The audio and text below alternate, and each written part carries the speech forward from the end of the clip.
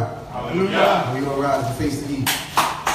We give thanks and praises to our God and our King, the Holy One of Yisrael, the God of Abraham, the God of Isaac, and the God of Israel. We all must say hallelujah. Hallelujah. It is indeed an honor and a privilege to come before the Most High God and His people on a day such as this, the Holy Shabbat day. Amen. The day that the Most High God said that He ceased from work and rested, and caused us to even take a chance, take an opportunity for us to rest from our work week, from school and all these other things. We thank the Most High God for this opportunity. Even though we're in the land of our captivity, the Most High God sees fit to make us be able to keep His laws, commandments, and statutes, even in this land of captivity. Amen. We thank the Most High God for all these things, and we say, Todah Yehovah for all things and everything. We ask that the Most High God will be with us this day, on this holy Shabbat day. A lot of our family went down south. They're having the Unity Shabbat down there. So we pray that the Most High God be with all of our family that are down there. We pray that the Most High God be with all the people that are scattered throughout this place, this diaspora, where He scattered us. And praying that the Most High God will bless this day, keep this day holy, and cause us to keep the day holy even before Him, so that we can receive His blessings and His mercies and even His compassion. We ask that the Most High God will be with us all, and that we can even keep this day holy and find everything that we do today to be acceptable before Him, even in the highest course of His glory. We're going to start off today by even singing the song Zocair Shabbat, which is basically means this is the Shabbat day. And one more note, we're also, I just want to inform everybody, we're only on Facebook today. Our YouTube channel, I'm not sure if it's going to be up or down, but here, we're only on Facebook. So if you have a Facebook channel, the D.C.B Facebook channel, that's where we'll be located, so you can watch and join in for the service. On page 26, you find the song Zocair Shabbat. Zocair Shabbat, Sameach Ani. Zocair Shabbat, Sameach Ani. Zocair Shabbat, Sameach Ani. Ani Yohe Hayom Shel Hashem. Zocair Hayom Ato, Sameach Ani. Zocair Hayom Ato, Sameach Ani. Zocair Hayom Ato, Sameach Ani. Ani Yohe Hayom Shel Hashem. Ki Hashem Hu Shalom, Kol Yomi. Ki Hashem Hu Natan, Kol Evadim. Hallelujah, hallelujah, hallelujah. Asher Shechadash, Sameach Ani. Asher Shechadash, Sameach Ani. Asher Shechadash, Sameach Ani. Ani Yohe Hayom Shel Hashem. Ani Yohe Hayom Shel Hashem. From the top, Zocair Shabbat, Sameach Ani. Zocair Shabbat, Sameach Ani. Zocair Shabbat, Sameach Ani. Ani Yohe Hayom Shel Hashem. Zocair Hayom Ato, Sameach Ani.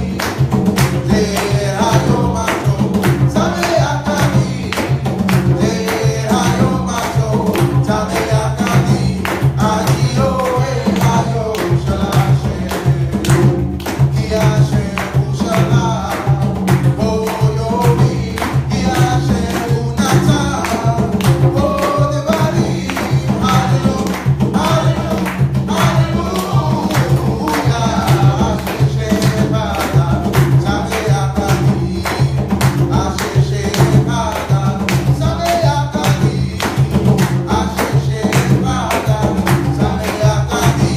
Ani Yohe Hayom Shel Hashem. Ani Yohe Hayom Shel Hashem.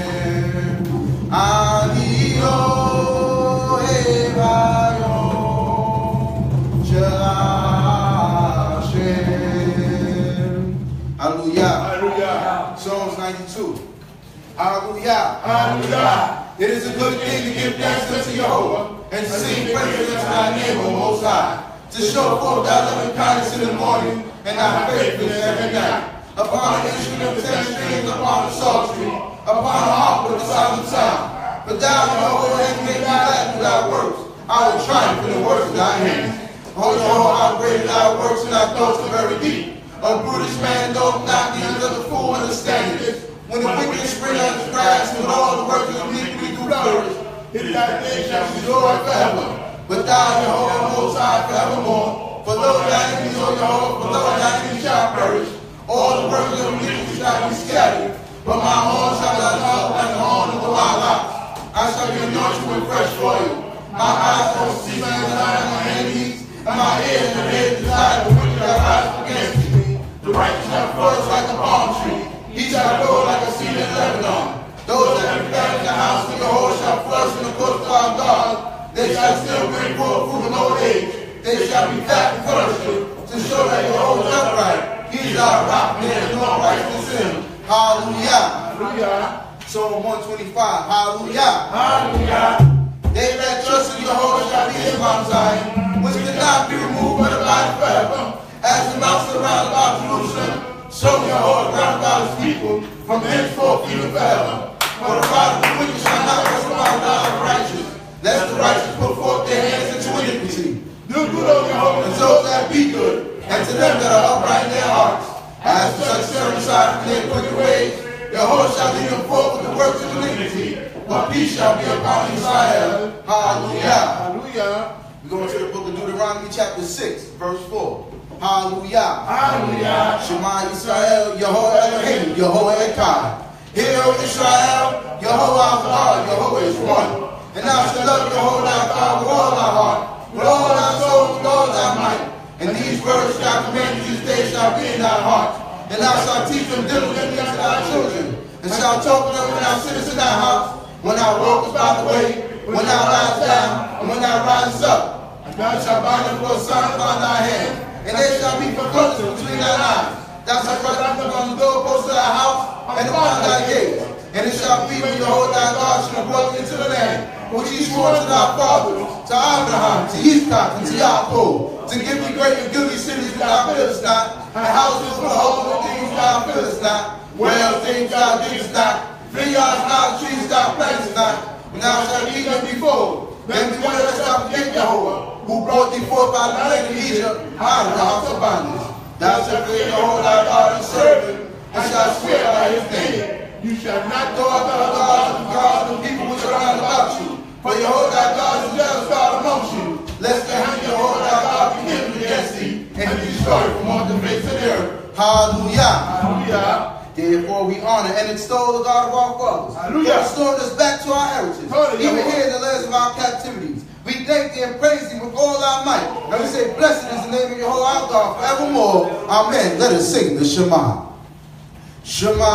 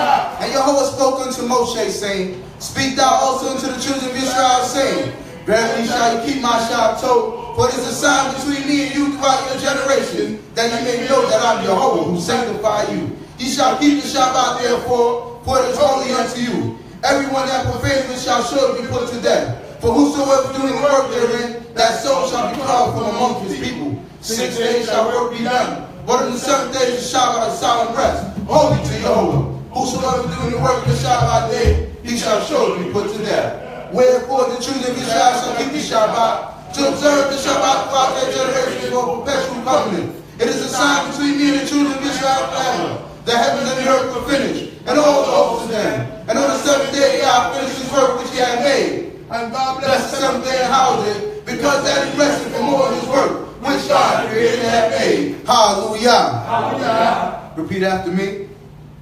If thou turn away thy foot because of the Shabbat. If thou turn away thy foot because of the Shabbat. From pursuing thy business on my holy day. From pursuing thy business on my holy day. And call the Shabbat a delight. And call the Shabbat a delight. And the holy of Yahweh honorable. And the holy of Yahweh honorable. And shall honor it. And shall honor it. Not doing thy wanted ways. Not doing thy wanted ways. Nor pursuing thy business. Nor pursuing thy business. Nor speaking thereof. Nor speaking thereof. Then shalt thou delight thyself in Yahweh. Then shalt thou delight thyself in Yahweh. And I'll make thee to ride upon the high places of the earth. And I'll make thee to ride upon high places of the earth. And I will feed thee with the heritage of Yaakov thy father. And I will feed thee with the heritage of Yaakov thy father. For the mouth of Yahweh hath spoken. For the mouth of Yahweh hath spoken. Hallelujah. Hallelujah. With love for thee, O Yahweh our God, we have entered thy great house to welcome the Shabbat day. Hallelujah. Which invites us to enjoy the blessings of rest and peace.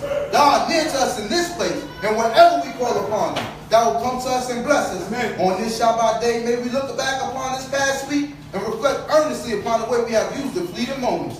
Be with us in the coming week that we may be faithful to all our duties. Make us glad that there is so much joy in this house, and may we be ever eager to spread around a light of happiness, of love, and goodwill. May this day bring peace to our hearts and joy to our souls. Amen. Hallelujah. Hallelujah. Let us sing the Shema. Shema, Shema, Shema, Shema, Yisrael.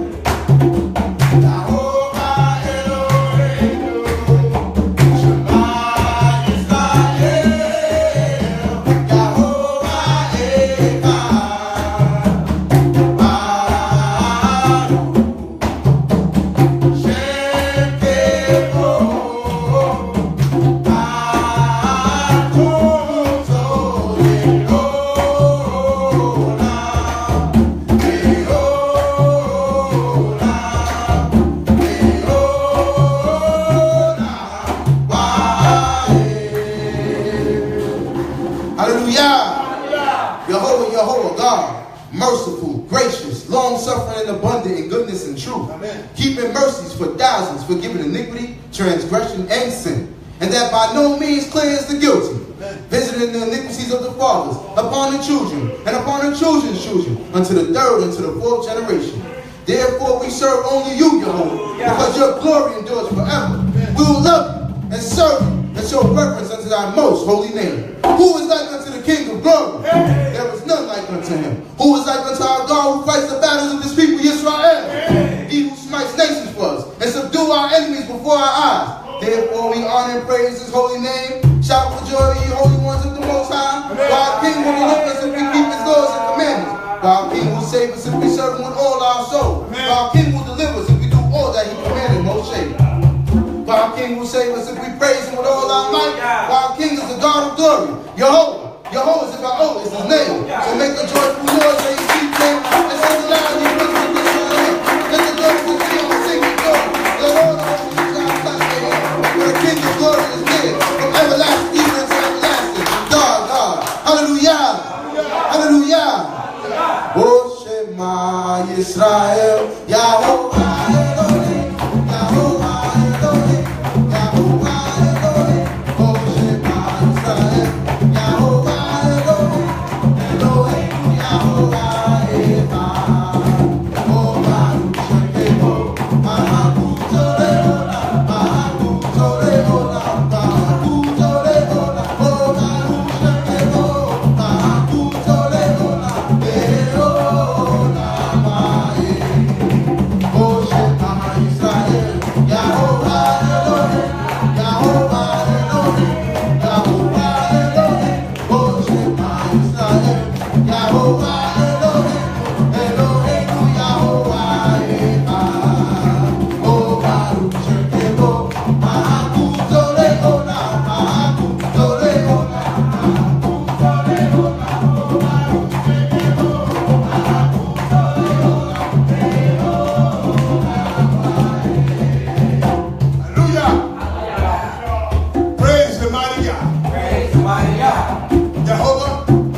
the universe, God our forefathers, God of Abraham, God of Isaac, and God of Yaakov. We come before you today, God Almighty, on this holy and precious and blessed Shabbat day, and ask you for forgiveness. First and foremost, we can't come before thee any old way. We ask you, Jehovah God, to forgive us anything that we did in error during this week. We ask you, God Almighty, to be with us in our going and our coming.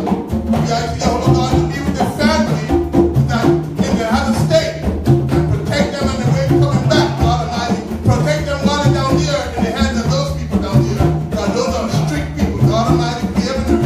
I ask you, Jehovah God, to protect them, to be always with them, with this danger that's seen or unseen, God Almighty, creating them. I ask you, Jehovah God, to be with us over here in this diaspora, this part of the nation, and give us that continued blessing that you have bestowed upon us, God Almighty, creator. Be with the sick of Israel, God Almighty, creator. Be with those that hate him, God Almighty, creator. Be with Maisha and healer, great God Almighty, in that operation that we went through last week, Friday. I ask you, Jehovah God, to continue to bless us with food, clothing, and shelter. I ask you, Jehovah God, we thank you, Jehovah God, for the job that you continue to give us in this diaspora, God Almighty, creator. God, you didn't have to go this way, but we ask you, Jehovah God, to continue to bless us and grant us remission. We ask you, Jehovah God, to speedily help us to get a place of a home so that we can call in the high and holy name in all day of the week, God Almighty, creator. I ask you, Jehovah God, to continue to bless us with thy knowledge, thy wisdom, and thy understanding. I thank you, Jehovah God, to be with the elders of Israel, be with those that we called back year before, and that didn't have the time that we have today, God Almighty, creator, and understanding that they have. I ask you, God Almighty, to be with the elders that started this community, God Almighty, creator. Be with Rabbi Matthew straight back down to Point Levy, God Almighty, creator, and bless us in the way that they have taught us how to serve thee, God Almighty, creator. I ask you, Jehovah, to continue to be with us. Thank you, Jehovah, for your goodness and your mercy. Hallelujah. Hallelujah. Hallelujah. Amen. O Shema Yisrael, Yahovah Elohim, Yahovah Elohim, Yahovah Elohim. O Shema Yisrael, Yahovah Elohim, Elohim, Yahovah Elohim.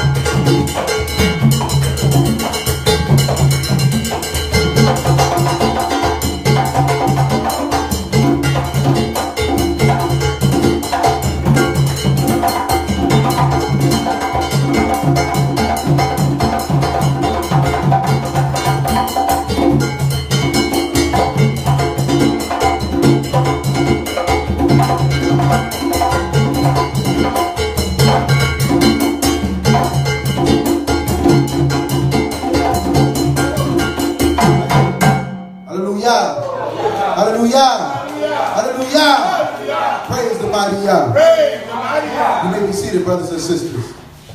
We give thanks and praises to our God. Amen. But this is a beautiful day, brothers and sisters. We give thanks and praise unto Most High God for our lives this day. Amen. For food, for clothing, and for shelter. For good health, for strength, for happiness, and for peace. Amen. We thank the Most High God for all these things because we know and understand that He didn't have to give any of us these things. So we say, Todah Yehovah, for all things and everything. Amen. We thank the Most High God for knowledge itself. Amen. To know who we are. To know that we are the children of Yisrael. That no matter what the people do out there, no matter what they say out there, we know for a fact that we are the true house of Yisrael. They've been wearing our coat. They've been wearing our coat for so long, brothers and sisters. But you can't fake this, brothers and sisters. This is in our DNA. That's right. This is in our blood. That's right. Teach that. This is in our blood, brothers and sisters. You can't fake this. No. You can't, try and say that you're an Israelite and you're not. There you go. They've been doing it so long that they actually fooled themselves. You know that when you tell a lie for so long, you actually start believing the lie that you told? Yeah. So they probably do actually believe that they're the children of Israel. Yeah, they probably actually do believe that they came from Northeast Africa. Yeah. But we know and understand that there was no people with that type of skin tone coming from that part of the region of the world. Amen. You can't fake that. No. You can't fake standing in the sun. No. I can stand in the sun. Hardly. You can stand in the sun. Hardly. No problems. Yeah. I don't even need sunscreen. Neither do I. I don't need none of that. Suntan lotion, any of that. Because God gave us something called melanin. And you know that if you have that, you can't fake this, brothers and sisters. This is in your DNA, brothers and sisters. Yeah. But we give thanks and praise unto the Most High God this day. Yeah. It's a beautiful day. Amen. Like I said, our brothers, a lot of our brothers and a lot of our sisters went down to enjoy themselves with the Unity Shabbat weekend that's going on in North Carolina. We pray that the Most High God be with them all. We pray that the Most High God will be with even Prince Yadi up in Zaccar. I believe he took the trip. We pray that the Most High God will be with our brother Chief Uziel who took the trip. Or Yiftach took the trip. But we thank the Most High God for all of us that are here right now. We still have our elder in the midst, Chief Kohat Ben Lewy. We still have Ms. Ishai with us, Princess Hannah. We have all of our brothers and sisters that are out here. And our brothers and our brothers downstairs are Chief Elkanah Ben Yehuda, Chief Abib Ben Yehuda. We still have our brothers and sisters that are here. So we still give praise and thanks to the Most High God. Listen, there could be 3 of us in here. We still going to keep this day holy. And we still going to praise this God like we have only a full house. Because the Most High God said, the dead praise not your holy name, nor any that go down to silence. So if you have a voice to praise God, you better use it. You got to praise this God while you have any being. So I give thanks and praises unto our God because He allowed us to even sing praises unto Him, to shout praises unto Him, to thank Him and to give praise and thanks to all the things that you have. Listen, brothers and sisters, it's a crazy world out there. It's a crazy world out there. There was a man yesterday that shot up a hospital. A hospital. That's where people go when they're sick. That's where people go to get healed. You think that's a safe haven. And it gets shot up by a man that said, I was fired. Yeah, you got fired. I got fired, so I'm going to come back and I'm shooting everybody. That's nuts. That's crazy. That's insane. It's insane. But this is what the Most High God does to our people when we forsake Him. You turn your back on God, there's no telling what you could do. You turn your back on God, you can do anything. If you can say that you knew your way, you knew about God from youth, and you say, well, I'm not keeping Shabbat no more, there's no telling what you can do. You, listen, don't do it. I don't put nothing past you once you say you ain't keeping Shabbat. No. Because you liable to do anything. That's right. They say, well, she wasn't committed adultery. When the last time she kept Shabbat? Thank you. Oh, he wasn't murdered. When the last time he kept Shabbat? Why wouldn't he? Yeah. I don't put nothing past you if you can forsake God. Yes. That's right. Because once God leads you, you gone. You're done. You know. You a lost soul. Yep. Done. So we got to thank the Most High God for knowledge of self. Thank the Most High God for the fear of Him. Amen. You understand what I'm saying? A lot of people say, oh yeah, you ask somebody, I fear God. Yeah, you fear God. But fear of God has to do with your actions. There you go. And your ways and your thought process. There you go. You can't think to steal from me if you fear God. Thank you. You can't think to hurt me if you fear God. That's right. You can't think to murder if you fear God. That's right. You can't think to commit adultery if you fear God. What did Joseph say when Pharaoh's wife tried to hit on him? He said, far be it from me to sin against God. That's right. Not about you, girl. No. You might be fine, girl. You might be fine as May wine on a hot summer day, but I ain't fearing I fear God. I ain't sinning against God. That's right. Because God is who we get our blessings from. Amen. And sometimes we forget because we go to work and we get the check. We go to school, we get an education, we get accolades, we get degrees and all of these things, and we forget. Hold on. God is the reason you got that. Amen. God gave you that degree. Amen. That's right. When you get a blessing, an accolade, an award, anything, thank God first. That's right. Because without God, you couldn't do it. That's right. God wakes you up every day. Amen. Watches you while you sleep. That's right. I've never seen nobody fighting their sleep. No. So if God decided to bring something against you, you're not protecting yourself in the sleep. So God is watching you in your sleep. Amen. You get an award, you're supposed to say, toe down your hole for this award. Not, oh God, I did this myself. No. I did this on my own. Yeah, I know we talk trash sometimes. We say, yeah, man, I'm the nicest on this, I'm the nicest on that. But trust me and believe, I know God gave me the skills to play those drums. That's right. That's right. I know God gave me the skills to play those drums. Nobody else did that but God. That's right. So everything that I give God praise. Amen. Because God is the reason why I'm here. And I get the things that I get in the so-called praise that I get. Because God gave me that skill. Hallelujah. Why do you think King David was so instrumental with these songs? And always praying and all these songs? Because he knew when he went to battle, God is watching him. That's right. Yeah, he was probably nice with his hand. He probably was nice with a sword, and we know he was nice with a sling. That's right. But guess what? Without God guiding that stone to Goliath's head, it ain't happening. That's right. It ain't happening. That's a fact. It ain't happening. So we got to give thanks and praise to our God while we have anything. We don't understand that God is the reason for all our mercy and all the blessings that we have. Thank God when you get something new, you get a new car. God gave you that car. Do not be fooled that because you thought you were stacking money. Yeah, I stacked money, so I was saving. Without God giving you the ability to get your butt up, wake up, have the strength.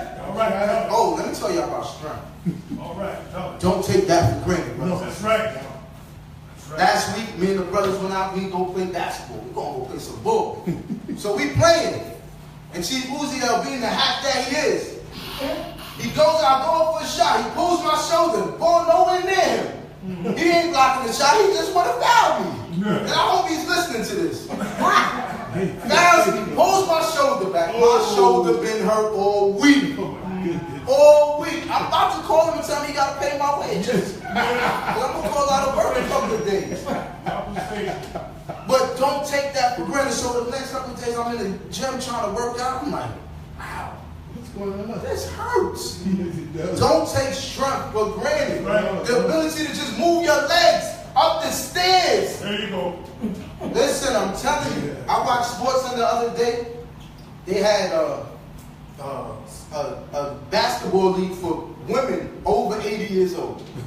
You hear what I said? Yeah, I saw that. A basketball league for women 80 and up. If you 79, you can't play. You can't play. What? And now these sisters, they out there, they balling. 80, 85. The oldest two, she said, I'm 91. And my friend is 91. And we still playing. She said, we don't win often because we play a lot of younger teams, but we still playing. They happy just playing. But they 91, 85, still balling like, wow. That's what I want to do. I want to still be able to hoop when I'm 90 with no problem.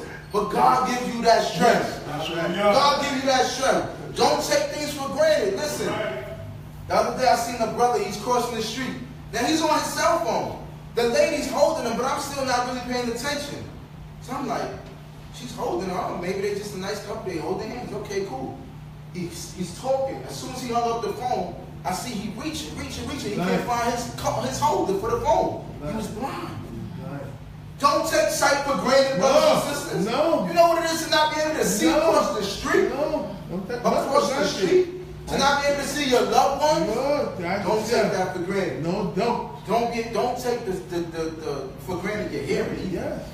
Hearing is a beautiful thing. Excellent. Without hearing, you can't hear music. There's fire. You can't hear music. You really can't hear somebody say it's fire. You be burnt. Listen, don't take anything that you have for granted. No. And I told y'all last week, be grateful for everything that you have. Because the thing that you have, the Most High God can either increase it or decrease it. the increase. You don't want the decrease. So be grateful for what you have. Thank the Most High God. Listen, you got, like I said, you got a nice little small studio apartment. It's good. Thank God. Thank God. Because guess what? There are millions of people that don't have it. Yeah, place to sleep. Millions of people that are homeless. Yes. Listen, these shelters in New York City alone are jam-packed. Jam-packed, yeah. Jam-packed. They starting to put bunk beds in them. Yeah. The Pamoja House, I went in there the other day. The Pamoja House on Marcus Garden. The way they have those brothers sleeping in there is ridiculous. Kidding me. Ridiculous. I mean, bad. They have to take their belongings with them when they leave. Because they don't know their neighbor and they don't trust anyone because somebody's going to steal their stuff. This is how we got to live as a people. Don't take anything for granted. Don't. Brothers and sisters, we are blessed. Yeah. We are blessed. Trust me when I tell you. If you woke up this morning and you chose what you wanted to wear, thank you. You are blessed. You chose what you wanted to eat. You're blessed. You chose what shoes to put on, what kippah to put on, what head wrap, whatever you chose. You chose that. And the Most High God gave you variety. I'm so thankful to the Most High God for everything that I have, brothers and sisters. And I can't say it enough because I realize and know that when you come from a place like how my family grew up in the projects and you see all of my friends that most of them are dead, a lot of them in jail, you sit there like, wow, why did the Most High God spare my life? Why did He show mercy unto me? The Most High God is good to us. That's why. And maybe it's not because of me. It might just be because of my parents. There you go. It might be because the Most High God is mercy and His mercy endures forever. But I'll tell you one thing. Don't take your parents' blessings lightly. There you go. And surely don't take their curses lightly. If they say don't do it, don't do it. Trust me. Don't do it. Don't do it. Because the parents, y'all don't realize, or maybe you do realize, but parents have so much weight and power over us. Yes, they do. I'm telling you, the Most High God could. When your parents tell you something, you better take heed. Yeah, you have to. I remember years ago, the young lady, she lived in Far Rockaway, and they said she moved out. The mother found a better way for them to live. Got a nice house, moved out to Long Island. They're doing a lot better. The daughter said, Mom, I want to go back home to visit my friends. The mother said, no, I don't want you out there. That's why we left Far Rockaway, because it's bad out there. I don't want you out there. All right. The daughter kept saying, please, Mom, please, Mom. The mom finally said, go. It wasn't like, go ahead, you have my permission. It was like, go. You really want to go out there, then go. It was a Friday, I remember. Broad daylight. They start shooting. Shooting. She's over there with her friends. Now they start scattering. She's the only one that got hit. Killed her. Only one that got hit. Yeah, I remember that. Shot her right in the head. One time. One bullet. Right in the back of her head. She wasn't the target. Had nothing to do with the situation. But sometimes Most High God has to show you certain things. You gotta listen. Everything you can't learn by example, brothers. No, please. Everything you cannot learn by example. If your parents tell you, look both ways before you cross the street. Look both ways. Look both ways. Don't let getting hit by a car be the example for you. Thank you. Because you don't want that kind of pain and anguish. So take heed to your parents. Listen to your parents. Let the Most High God guide you. Pray to the Most High God. Ask Him for guidance. Okay. You have a situation going on, pray to God first. Amen. Then go about your situation. Let the Most High God put you in the path that you desire. But sometimes Most High God puts you in the path that you desire when He goes His way. Take time. It says the Most High God, it says, wait. It says wait. The Most High God blesses those who wait for Him. That's right. So be patient, brothers and sisters. And think about the Most High God before you do anything. Because He said that we are people that do not consider. Consider God in your actions. Consider God in your ways and in your thoughts. And the Most High God will bless you. That being said, I'm going to call up the speaker of the morning. My brother, Samal, Zaccar, Ben Yisrael. Hallelujah. Hallelujah.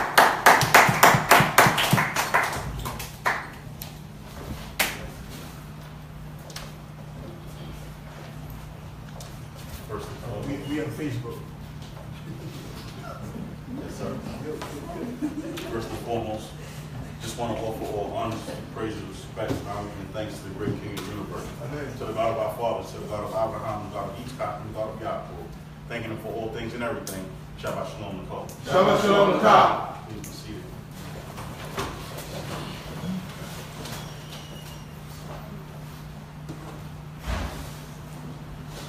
I just want to take this opportunity to thank the Most High God for life. Thank you for strength.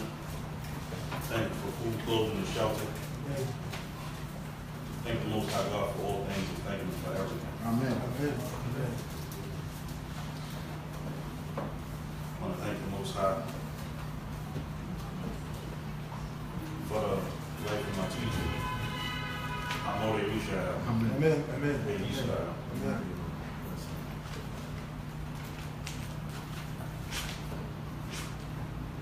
How's everybody feeling?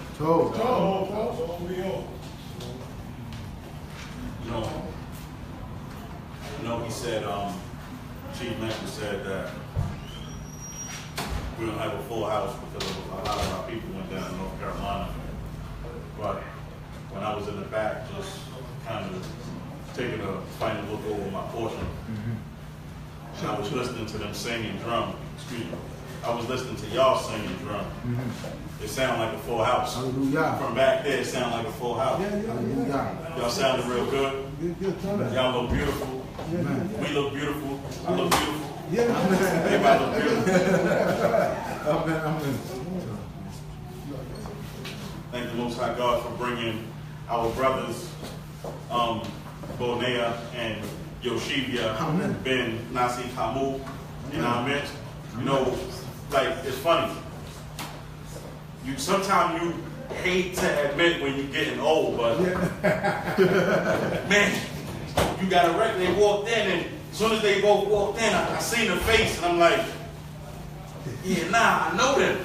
You know, they came in full beds and all that. Yeah, right. Bonea looking just like his father. Yeah. They came in full beds, and I'm like, man, yo, y'all look grown. Yeah. How old are y'all? He said, yeah, I'm 22. And I'm 21, and I'm like, yeah, y'all are grown. You know what I'm saying? And I remember when they was born. Yeah. Thinking about that, I remember. Yeah.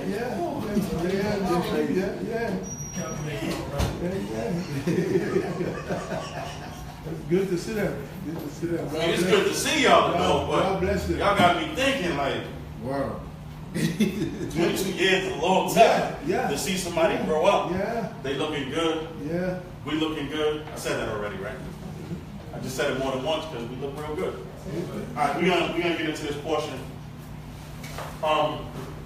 Before I get into this portion of CHOKMAH, I was, a couple of things. I got a lot going on, and one of the things that I gotta admit is that the Most High is like great. Amen. For real.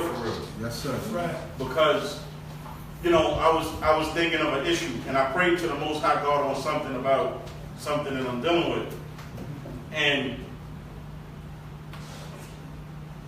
not like maybe 5 minutes after I prayed to him about what I was dealing with, like the answer on how to deal with it came to me. Yeah. Not even like 5 minutes. Yeah. And it was something I would have never thought of. And I realized that I wouldn't have thought of it because I was thinking of it the wrong way. Okay. And it kind of showed you, like, a lot of times we're a people and we all have our own personality. Okay. That's not to say that one personality is right or wrong. It's just different. That's right. And that's how we grew up. And so we look at things from the perspective of how we grew up. Right. And this one particular situation I was looking at, and I was furious about the situation. Furious about it. And then I thought about it from another angle, and I'm like, I shouldn't have even been mad at all. The way, it's funny how life is such a learning process. It is. And no matter how old you get, you still learn. Right. And if you stop learning, then the problem is yours. Yes, that's right. Because you can't never stop learning. That's right. You can't never stop looking at things from a different perspective. That's right. We can't allow ourselves to get stuck in the things that the way we used to looking at things. You know, I was speaking to a co-worker at work, and she said, she was telling me the story about, and again, this goes back to us looking at things. I know God. I know who God is, and I'm thankful that I know who God is. Amen. She was telling me about something from a speech that she heard from a Catholic priest. Okay. Now, as soon as she started telling me the story, different scenario than what I was talking about before. As soon as she started telling me the story, my mind started to tune out. Because she said, yeah, so I was listening to this sermon from this priest. And so as soon as she said, listen to a sermon from a priest, in my head, I was thinking she was about to say something about little boys and all that kind of thing. So I kind of tuned myself out. Because I'm like, this Catholic priest ain't going to be able to, you know, Catholic priest. This God is somebody else. Yeah. But she started to talk and tell me about the sermon. And what she said, the priest said is that, y'all remember, this was years back, when Oprah came out and said that she had been molested? Yeah, okay. Yeah. Okay. So that's what the priest was talking about. He was talking about when Oprah came out and said that she had been molested, and how she stood up and she said, but it's okay because I forgive the person. Yeah. You know, I forgive them for what they did to me. Yeah. And, you know, I've moved past it and so on and so forth. And the priest said, that's not how forgiveness works. Okay. You can't offer forgiveness for somebody who has not asked for forgiveness. That's right. That's right. Because a big part of forgiveness is the person who did the wrong, recognizing the wrong that they did, and then humbling themselves enough to say, you know what? I did you wrong. Exactly. I forgive you. That's right. And when she said that, Catholic priest said that, I said, that sounds like God talking. That's right. He prayed to the wrong person, he in the wrong religion, but that sounds like God talking. That's what it is. God don't just talk to us. There you go. God talk to who he done talk Exactly. to. And the hardest part for us is going to be to put past all of the blocks that our mind shows us on why we shouldn't listen to a person in order for us to understand the message that God is trying to give and listen to the person. There you go. That makes sense? It makes a lot of sense. And then what she said was, she said the priest went further on to say, she said, the thing about forgiveness is you can't offer forgiveness. Forgiveness is for us. Because what forgiveness does is forgiveness allows us to heal. That's right. That's right. Nobody else. Nobody else. It's for you to heal. Forgiveness, when you can recognize that somebody did it wrong and they come and they apologize to you, and then when you yourself can let the stress and the anger and the burning from all of that go, that forgiveness is a healing for you, not them. And I just thought that was a real profound message. Yeah, it is. That this lady came and told me about at like 7:13 in the morning. Because, you know, I got to work, 7, I'm there, she did, and she just came over and she just started talking. And I'm like, listen, lady, it's 7:13 in the morning. I'm tired. I'm just trying to get through this week because I'm going on vacation. I ain't trying to hear nothing you talk about right now. Just give me my normal good morning that you give me. But that was a message. The message, yeah. The message. It's important. I thought that was profound, the way, and you know, it just show you how just one way that God works. But, so we're going to get into this portion. A lot of information in this portion. Come on, let's get started whenever you're ready. We're in the book of Numbers, the 19th chapter, starting at the first verse. Hallelujah. Hallelujah. And Yahweh spoke unto Moshe and unto Aharon, saying, this is the statute of the Lord which Yahweh hath commanded, saying, speak unto the children of Israel, that they bring thee a red heifer faultless, wherein is no blemish, and upon which never came yoke. And he shall give her unto Eleazar the priest, and she shall be brought forth without the camp, and she shall be slain before his face. And Eleazar the priest shall take of her blood with his finger, and sprinkle of her blood toward the front of the tent of meeting 7 times. And the heifer shall be burnt in his sight, her skin, and her flesh, and her blood with her dung shall be burnt. Right. So now, if you ask me, looking at this, to me, this seemed like something that the high priest would be doing. Yeah. And I think that this is important because you see that Aharon is still alive. Yeah. But yet, this is a major procedure that's happening that they're telling Eleazar to do. That's right. And I think the point of this that they're trying to bring out, what God was trying to show is God was trying to show the importance of preparing Eleazar to be the high priest before the actual high priest passed away. Because a lot of things that happen sometimes is that what we do, where a lot of times our people fail each other, is that we don't make the necessary preparations that we need to make to prepare people to be better and to move forward. A lot of time we don't do that. And that's something that we need to constantly do. If you think about it, like with the priest for a minute, the priest had an important job. So the Levites had an important job. So it tells you that for 5 years, you were prepping and supervising and teaching the Levites how to do their job. We as a people need to learn to prep and supervise our young ones on how to do the job that we feel like we're going to need them to do. Me personally, I've seen service done for the last at least 22 years. Okay. I don't do service because I feel like it's important for a Levite to do service. Okay. And if you look at how Cohen Levy left things on record, Cohen Levy dealt with things a certain way. And then if you watch Cohen Levy's sons and how Cohen Levy's sons deal with things, you see the legacy that their father left for them to do. And then more importantly, you see the legacy that their fathers are now showing their little ones how to do. I didn't even think to start to have my son to start reading Hebrew until I saw him have Hebrew. Okay. And then when I saw that, I'm like, man, this is bad. Because me and his mother learned how to know how to read Hebrew, and for him, and it was weird because he had already been doing it, and it was in him, so when we got him practicing, he just kind of went through it. But these are the things that we need to instill. Listen, I know right now it's free agency. We're trying to see who the Knicks gonna get and get rid of and not get rid of. Listen, the new episode of Power is on.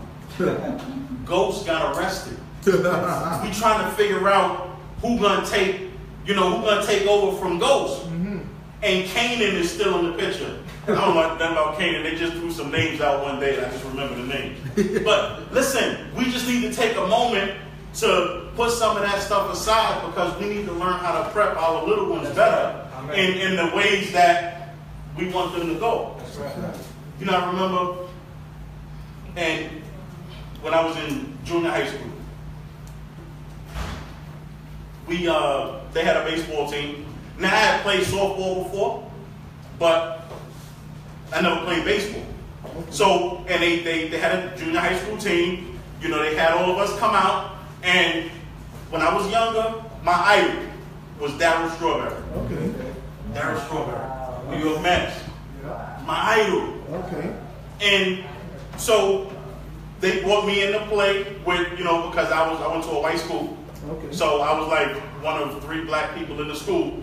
So soon as everybody started doing their pick, everybody picked me. Because they figured I was black and I must be able to play baseball and I must be able to play basketball and I must be able to do all that. But all of these kids was Little League kids. They had been playing Little League for years. Okay.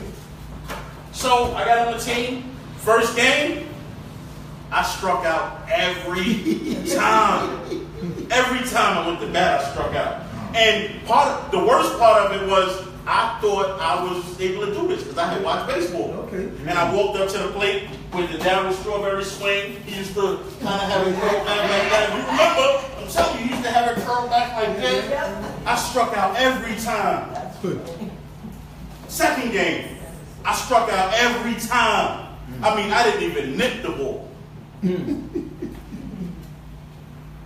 And then the coach came up to me one day. We was doing batting practice for the third game.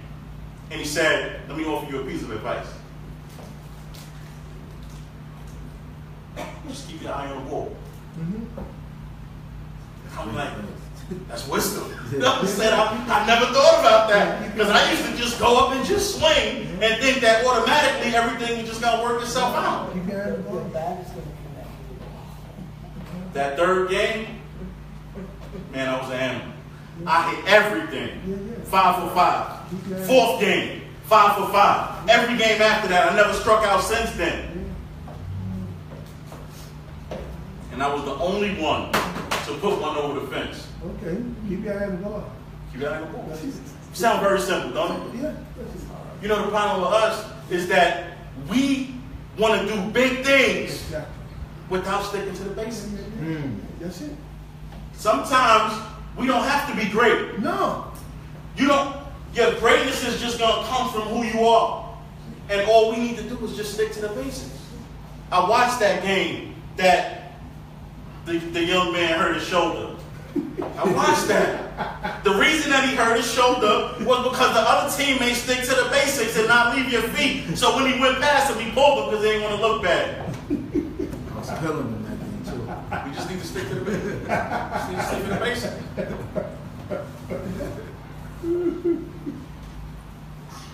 And teach our young men and women the path in which we want them to go. Amen. Come on. Verse 6. And the priest shall take cedar wood and hyssop and scarlet and cast it into the midst of the burning of the heifer. Then the priest shall wash his clothes, and he shall bathe his flesh in water, and afterward he may come into the camp. And the priest shall be unclean until the even. And he that burneth her shall wash his clothes in water, and bathe his flesh in water, and shall be unclean until the even. And the man that is clean shall gather up the ashes of the heifer, and lay them up without the camp in a clean place. And it shall be kept for the congregation of the children of Israel, for the water of sprinkling, it is a purification from sin. And he that gathereth the ashes of the heifer shall wash his clothes, and be unclean until the even. And it shall be unto the children of Israel, and unto the strangers that sojourn from among them, for a statute forever. Right. So now, what we're reading about here is the Most High God is teaching us the process on how we become clean from the dead. And so he's right before he's going to the specifics of the law. Right now, he's preparing this. He's discussing this potion, for lack of a better term, which is a water sprinkling that you're gonna have. I guarantee you, it's nothing magic. There's nothing magic about it. Right. It's just that we as a people, we like a performance, and we like a show, and we like certain types of things. You know, we need to see certain things happen in order for it to have more of an impact on us. And so that's the only thing that the Most High God is showing. And one of the things that I find interesting about the whole process is this is a water to cleanse people from the uncleanness of the dead. Yet everybody who comes in contact with this becomes unclean in the process. There you go. There you go. The Most High. Verse 11. He that toucheth the dead, even any man's dead body, shall be unclean 7 days. The same shall purify himself therewith on the 3rd and on the 7th day, and he shall be clean. But if he purify not himself the 3rd and the 7th day, he shall not be clean. So now, and again, talking about the importance of learning and teaching and understanding and studying. So what happens if you miss the 3rd day? So now you sprinkle them on the 4th day and on the 6th day because I got something to do on the 7th day, so I ain't gonna really make that 7th day sprinkle.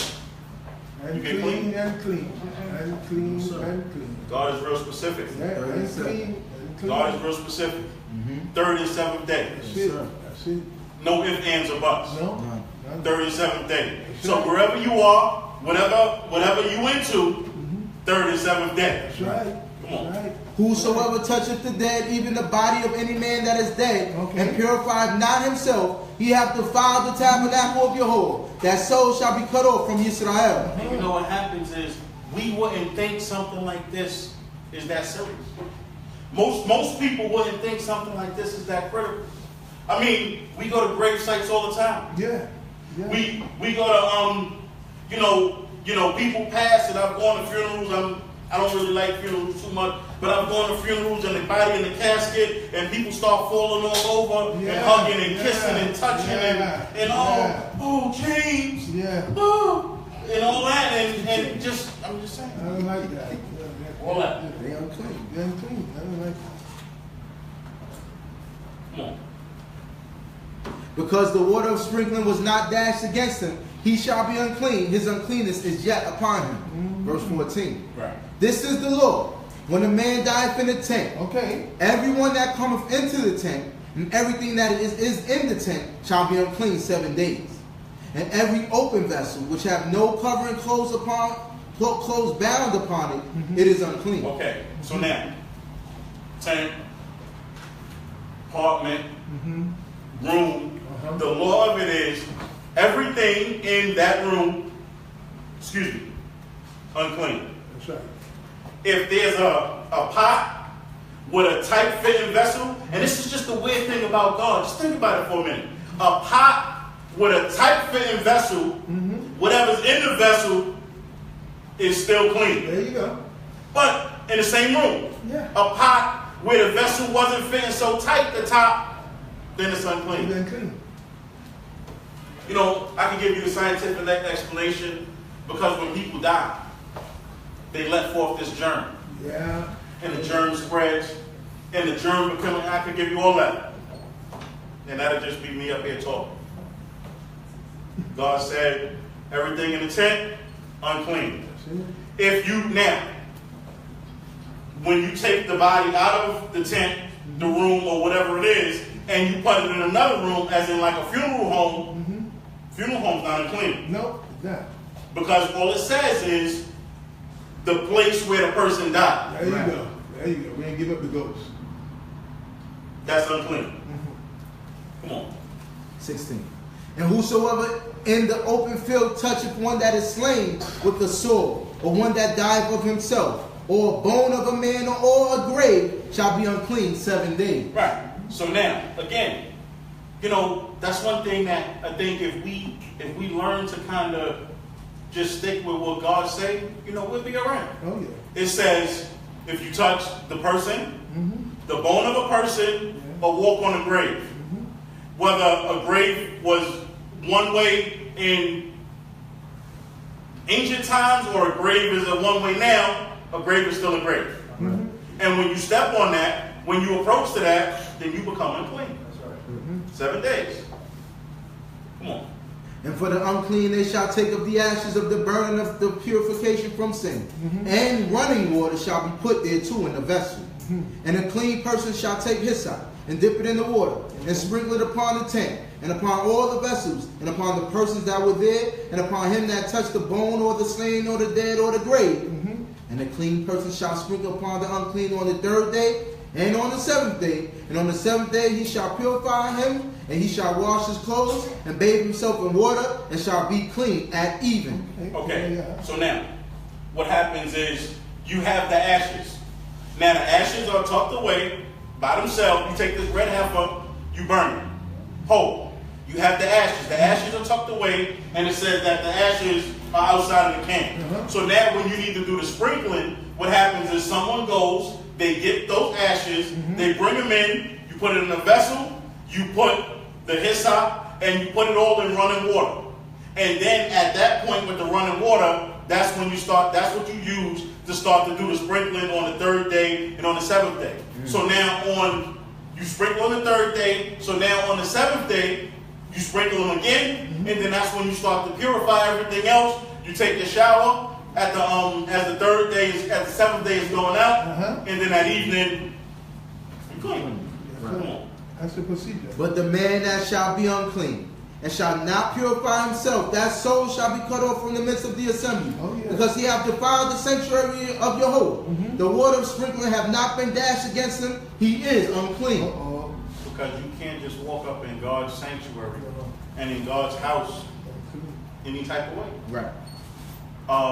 God dwells in the midst of cleanliness. Amen. So Amen. when you know that you're going to the sanctuary, when you know you're going to the tent, when you know you're going to God's house, you need to make sure that you're clean. Okay.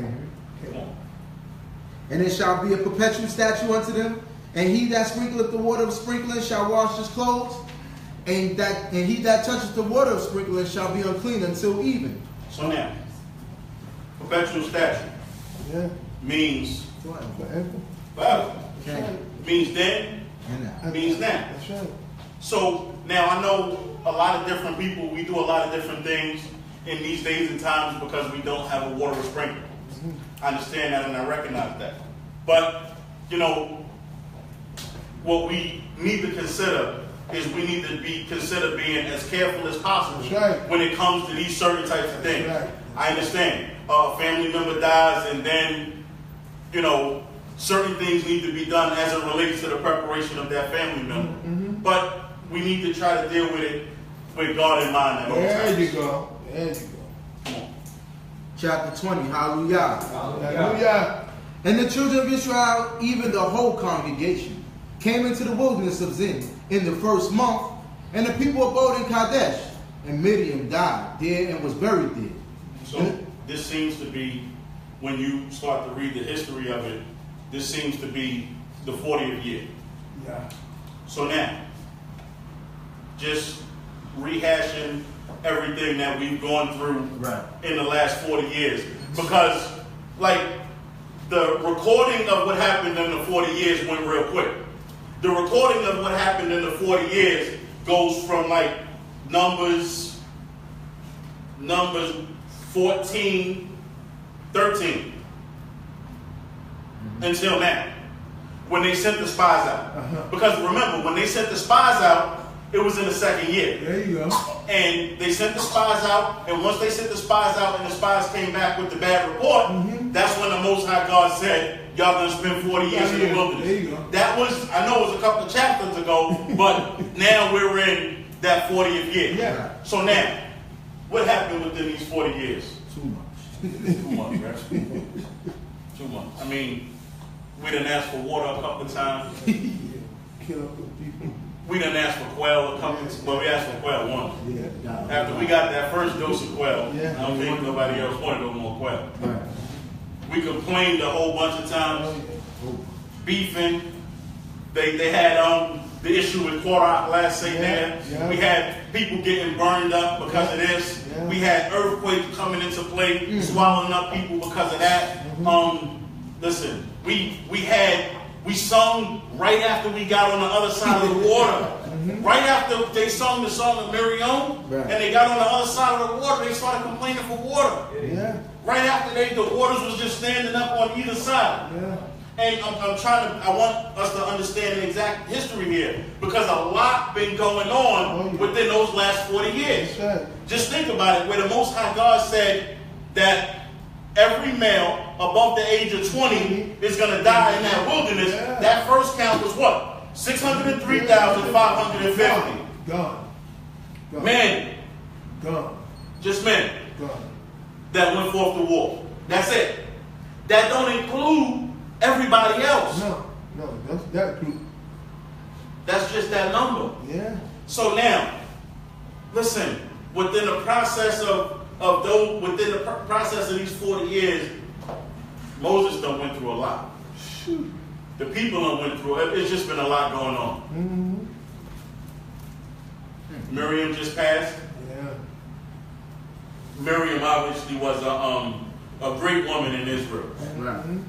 It said that when Miriam got leprosy, nobody moved her, so she came back into the camp. That's right. Because God made it that way. Yeah. If God didn't have a certain sort of respect for Miriam, when that seventh day, she could have got up and walked right in the back with the lepers and the unclean people, just like everybody else. Right. God made that cloud stay there for 7 days. Yeah. until she came, until she was able to come back. And the point of it all was, like, at a certain point, when you look at the way God deals with things, you realize, because God will tell you, I have no pleasure in the death of the wicked. Right. But that the wicked would turn from their way and turn back to me. That's right. So, let's just go on to the next issue. Verse 2. And there was no water for the congregation. Again. And they assembled themselves together against Moshe and against Aharon. Again. And the people strove with Moshe and spoke, saying, Okay. would that we have perished when our brethren perished before your Hold on. And just think about it for a minute. We asked for water. Right. And it was actually the first time they asked, they asked for water a couple of times.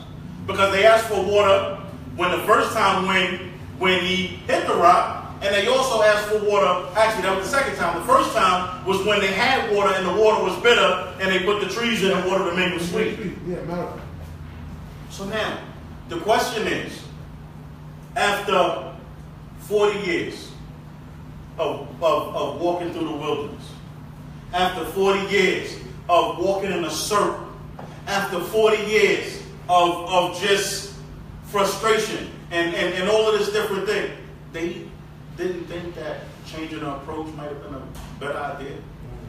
Like if you was thirsty, I mean, God had said things like, I'll be gracious to whom I'll be gracious. No, why couldn't somebody just ask for water? Right. Thank you. Nice.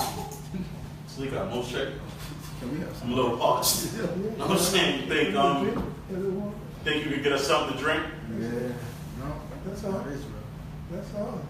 Why you ever have, I mean, for all of us that have kids, children, and you see the sometimes children, I know it because I've been a child, we used to do just some of the silliest things sometimes, and you wonder, and you just like, why couldn't you just deal with it this way? And this is us, once again. And if you notice, it starts off, and I know you people talk about it all the time, it's almost like a cliche. They start off talking about the children of Israel, obviously because we never grew up.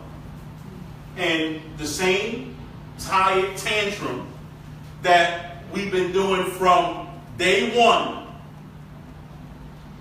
is the same tired tantrum that we do in year 40. Thirsty. And the people assembled themselves against Moses and against Aharon. So you know by body language, you know when a person is upset. So when the people start talking about, when they say they assembled themselves against Moses, we want a meeting. We need a meeting. We need to discuss a couple of things. Moses already knew. Here we go again. Here we go again. So, and then the same tired speech. Come on, verse 3. Verse 4. Or you want from verse 3? Yeah, start from verse 3. And the people strove with Moshe and spoke, saying, would that we have perished when our brethren perished before Jehovah? So melodramatic. Yeah. Come on. And why have you brought the assembly of Jehovah into this wilderness? To die there? We didn't discuss this I already? didn't believe that. We didn't discuss this already? Yeah, we did. Didn't they say that before? Yes. Didn't they say that in your portion? Yes. Yeah. Then they said, listen, in your portion, they was beefing against because Moses take too much upon himself. Yeah. That's what they did in your portion, right? Moses, you take too much upon yourself. So, and then Moses said, if these men die a normal death, Yeah. Right? then God ain't sent me. That's right. If you die a normal death, God ain't sent me. But if God do a new thing and cause the earth to open up and they go alive down in the pit, then you're going to know that you disrespected God. And as soon as he finished, the earth opened up. And after it closed up, and after everybody was all frantic, everybody was calm, they went to bed, woke up the next morning, you killed the people of God. Tomorrow. That's what it said. Tomorrow, next morning. Next morning. Next day, you kill the people of God. And here we go again. Same time. I mean, like, after 40 years. Can y'all imagine that? Can you imagine 40 years arguing about the same thing. Some kind of people. Can you imagine? 40 years. Listen, though, you know, if you had a wife or a husband that argued the same thing for 40 years, we would have been divorced 39 years ago. Oh, yeah. Yeah. Nobody can deal with that. Yeah, change the tune. Same thing. Bring us in this wilderness to die. Didn't we discuss this? Didn't we discuss the land of milk and honey? Did y'all forget? Yeah. Did y'all forget when God said y'all gonna be here for 40 years? Thank you. Did we forget that part? Yeah. You think he changed his mind? He ain't changed his mind. Shoot. He ain't changed his mind with He Moses. changed his mind. Thank He you. changed his mind with Moses. Thank you. Because when Moses asked about it again, God said, all right, that's enough. That's enough. He didn't change his mind. So, I bring that out to say, not to make us feel bad, but to say, listen, we got to learn to deal with things different. You know, one of the things that, if you really think about, I think a lot of us will recognize that this is true, is that until, most times when you see a person, most of us don't like each other when we first see us. Think they all that. Look at him coming in here with his socks matching his Tony. Who do you think he is? Who she thinks she is? Why her skirt so long? She trying to be extra holy? Come on. Why her skirt so short? Why his pants so tight? All that. We find the stupidest reasons to not like each other. But that's okay. Right. Because if you think about it, the more time that you spend with somebody, then you'll realize that this person ain't that bad. Exactly. You might realize that this person ain't that bad. But, you know, just kind of looking at this and what we went through, what we put each other through, you know what it is? It's that, I think what happens is it's that certain self-centered, instant gratification kind of issue that we all have, that a lot of times we don't think about the whole. We just think about us. And listen, like I said, I think I've been in knowledge of myself for like 22, 23 years, something like that. And it seems like the state of Israel, to a degree, is getting worse. Yeah. And just like I'm sure all of us see a lot of different things, and we look and we see changes in Israel. Yeah. And we look at the changes in Israel that we see, and I know sometimes you look out and you're like, surely we can't think that God accepts this. There you go. There you go. We can't think God accepts. Well said. We can't possibly think with everything that God has left on record. That's right. We can't think God accepts some of the things that we do. And you know, the funny part about it is, we don't really have to yell about it. No. We don't have to scream, argue, fight, and beef about it. I honestly and truly believe is that if we all sit down to have a conversation to discuss it, I think we can work it out. If we all have the same focus in mind. Because if we sit down to talk about an issue, and right before we sit down, we say a prayer before God and ask God to open up our mind and open up our heart. And please, God, help us to understand each other.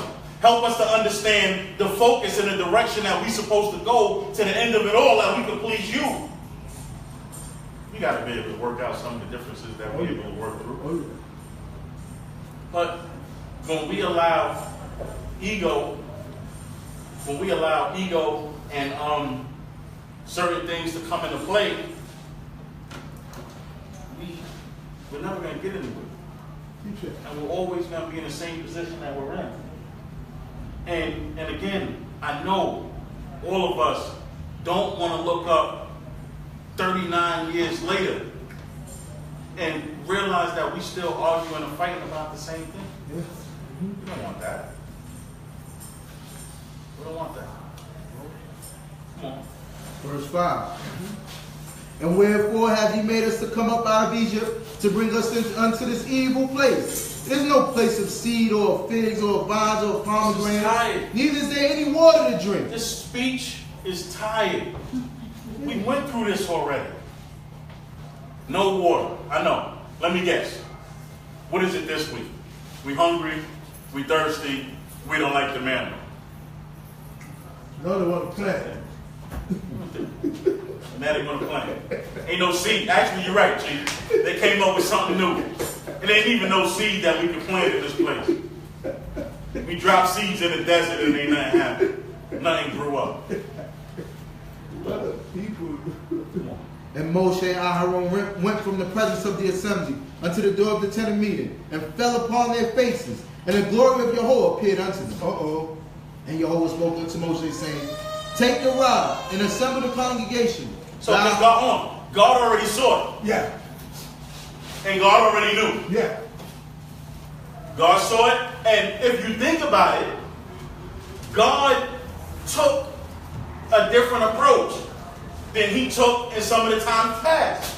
Because if you remember, the last few times when they came up against Moses, God's response was, move out the way and I'm going to kill everybody. Right. There you go. Right. Look back at it. That That was the response the last couple of times. Yeah. But this time, God came with a new approach. Okay. Come on. Take the rod and assemble the congregation, thou and Aharon thy brother, and speak ye unto the Listen, rod before their eyes. Thank you. Listen, God took a different approach. Yeah. God said, okay, we did this before. Yeah. Last time, I showed you how, if y'all didn't recognize how great I was when I stood the water up. Yeah. If y'all didn't recognize how great I was when a cloud and a pillar of fire led you everywhere you're supposed to go.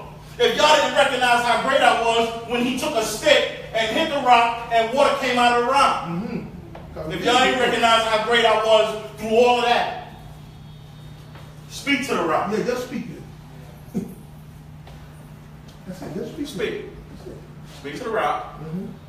And the rock gonna bring forth water. That's it. Speak. Come on. Speak ye unto the rock before their eyes, that it give forth its water. And thou shalt bring forth to them water out of the rock. Because he wanted to show them something else. Yes. He wanted to show I'm in control of everything. There you go. Everything. Great things happen through my will. There you go. Right. I don't want your mind to think he hit the rock and he caused some sort of a surface crack upon the face of the earth and water from the bottom came from the deep seas came. I want to show him something different. Yeah, right. Yeah. That the rock listen to me. That I control everything. That's right.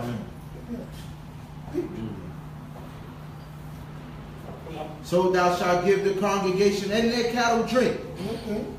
And Moshe took the rod from before Yahweh as he commanded. And Moshe and Aharon gathered the assembly. But this time it was a little different. Because when Moses took the rod this time, it was different. Because Moses was fed up. Yeah, he was. Moses had enough. Oh, God. So God was talking, and Moses was kind of listening, but Moses anybody got like real angry? And like, I'm talking about angry to where you feel like you feel it right here. Yeah. Right here. And you feel it coming up. You probably still mourning for the sister. And you feel it. And I mean, it's like in your hands and you sitting and you listening to somebody talk and you just like, listen, if I could wrap my hands around this person's throat right now, I would. Mm-hmm. Anybody know that feeling? Yeah. I know y'all know that feeling. Yeah, the bad feeling. I know y'all know that feeling. That's a good feeling. Your heart starts to pump fast. That's good. Pressure go up. And that's what Moses was feeling right now. Yeah. Because it's like, when is enough enough? Like, when are we gonna learn? So Moses, I see him. Finished talking. God told him what to do. And Moses was probably like, walked off.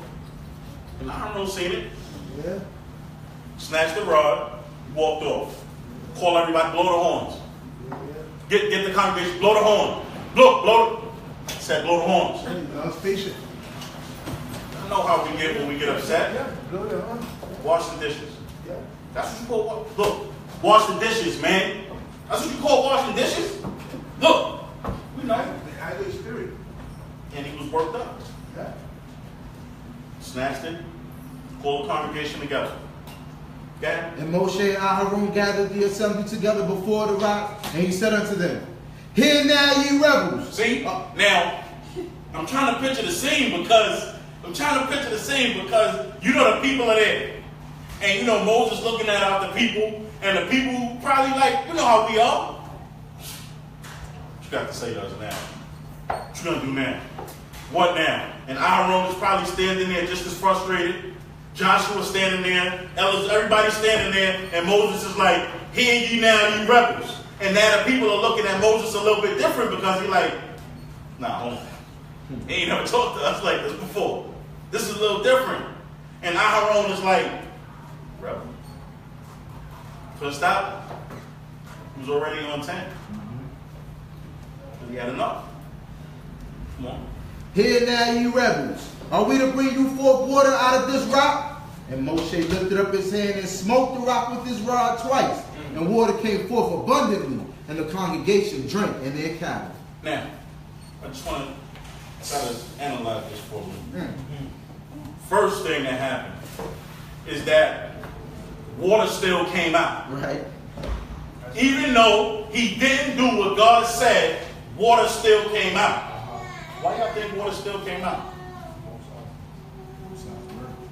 Because if water didn't come out, then more people would have been like, see? This is exactly what we meant. Yeah. He's a fraud, he's a phony. Yep.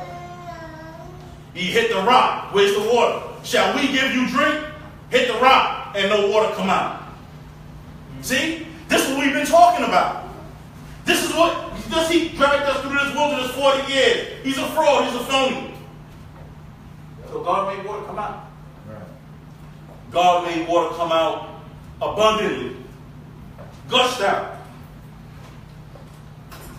Second part of that, and the people just started drinking. Yeah. It's like it wasn't even a big It deal. wasn't even a big deal. They still drank. I mean, if you would have seen Moses, if you never saw Moses out of character like that. Never saw Moses upset. And Moses came out with the stick. Look, shall we give you water, and smack the rock twice? And then like nobody is thinking like, because those people just wanted what they wanted.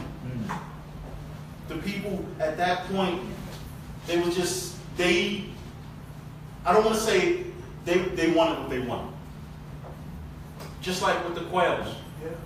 When God said that the quails is going to come and you're going to have quails until quails come out your nostrils. And you're going to be sick. And the people ain't hear none of that. All they heard was, I'm going to get what I want. And so water came out. And the people just drank like it wasn't nothing. Good. It's about time. It took long enough. Water better be cold. And Yahweh said unto Moshe and Aharon, because ye believe not in me, to sanctify me, Nobody. the children. Nobody name get put with God. Nope. That's right. Nobody. That's right. Moses, if God said, how dare you speak against my servant who I spoke to face to face? God, Moses did things. God said, what are you looking at me for? Lift up your hands and tell the people to move forward. Moses lifted up his hand. Moses is the only person that God said you'll be in God's stead. That's it. Am I making that up? That's it. No. Moses is the only person that God said that. Only for that. What do you come up with? Thank you in the name of Jesus from. Thank you. God's name don't get coupled with nobody. That's a fact. God's name stand by himself. That's it, yeah. And to show you how serious he was about it, Moses, who's been doing this job for at least 40 years. That's right. That's At least 40. At least 40 years. You got 40 years plus the time in before they left out of Egypt. Yeah. All that time. All that time. He on the job 40 years. Yeah. Every day. Every day. He made priests. He made a high priest. Yeah. He sanctified Levites. He did all that. That's right. And in everything that he did, he couldn't have his name coupled with God. No, sir. No. It don't work like that. How anybody else get their name coupled with God? I said, thank you, JC. You know that? It doesn't work like that. You know, I know they did a doozy on us. Yes, sir. I know they did. But, listen. God said, because you believe not in me. And the thing about it was, there was no repentance for that. No. There was no repentance for what he did. Because he said, assemble the people. Everybody saw it. Yeah, but it's wrong. Everybody saw you not make a separation. And I don't want to make it, because I mean, like, listen, this is one of the lowest points in our history. Yeah, it is. Because it is. this man, A great man. 40 years, sat with God twice, 40 days, Yeah, that's right. and didn't eat anything. Gave Israel the law.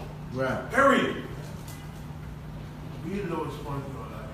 And with all of the good that he did, when he asked God about going in again, if you notice, he ain't asked God, forgive me. He didn't say that.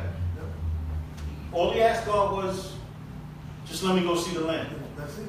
Let me go in. That's it. And God told him, enough. No more. Grab the cop. That's it. Zebu. Yeah, that's it.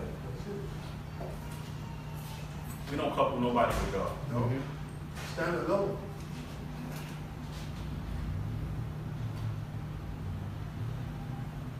Come on.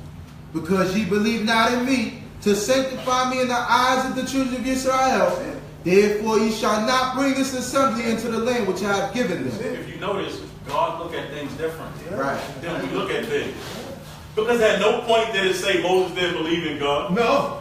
No. At no point did it say Moses thought, if I just spoke to the rock, water won't come out. No. No. No. No. But God looked at it altogether different. And that's why when my brother was talking in the morning, and my brother said, if you turn your back on God, you do anything. How you sit in a portion and say there like this, where God said, because you sanctified me, and then you sit and listen to this for a couple of years and then go back to church. Where they do that at? Turn your back on God, you do anything. Because you ain't on fear. Fear is the thing that keeps 95% of people from not doing the things that they want to do. You be on an open road, dark, your car go 180, and you won't go past 57. Because we scared to get a ticket. Right. Open road, ain't nobody out there. Come on, it's entrapment. How you give me a car that go 180 and tell me I can only go a third of that? You know what I'm saying? We won't, maybe we might push the limits and go 68. Fair. And we fear everybody else, but we don't fear to turn away from God. It's crazy. Just something to think about. So he said, because you sanctified not me, Moses and Aharon. That Aharon was just there. He ain't say Aharon. Maybe Aharon could have stopped them after the Haiti rebels part. Maybe. I don't know. Haiti rebels, just calm down. Maybe he could have stopped him when he grabbed the stick and he saw he was upset. They was both fed up. They was both fed up. Come on. These are the waters of Meribah, where the children of Israel strove with Jehovah, and he was sanctified in them. And Moshe sent messages from Kadesh unto the king of Egypt. Thus saith thy brother Yisrael. Hold on, before you go on. And I ain't going to go into your portion, Chief. But I am going to, no, I'm not. But I just want to say this. Just think about it. Because again, I want to show you how good God is. We down here dealing with this, arguing, fighting. Give me some water. I'm thirsty. I'm hungry. All that. And they was up in the top of the mountains, people looking at from the top of the mountains, trying to get people to curse us. Yes. Yeah. And while God was dealing with us down here, God was protecting us from the people over there. Yeah, that's something. Yeah. That's something. Oh, yeah. So when we go out in these days and times, and we get up in all types of craziness. We get caught up in everything, and we arguing, and we bickering, because 22 years, and we still fighting about whether or not a woman can wear pants. Isn't that something? And I'm not speaking one way or the other. I'm just saying we're still fighting about it. Yeah, we are. 15 plus years, and we still everybody can't keep the holy day on the same day. I'm not saying one is right or wrong. I'm just saying we still fighting about it. Yeah. You know, if this is just my opinion, my personal opinion, if we sit down, if it's a group of people, however big the group is, if we all sit down and if we all sit down in a group to talk about law, and we can't come to an agreement about law after we pray to God at the beginning of the meeting, somebody, at least one of us, got an ego problem. Yeah. Might be all of us. A couple of us got an ego problem. Because God and doing right and having the people come together is supposed to be more important than all that. That's right. And the thing about it is, there's this cliche term that we use when it's convenient. How about like when in doubt? Yeah, do that. Please. That's right. And we arguing and we fighting. We got 7 different holy days. Further and further away. We got 4 different moons.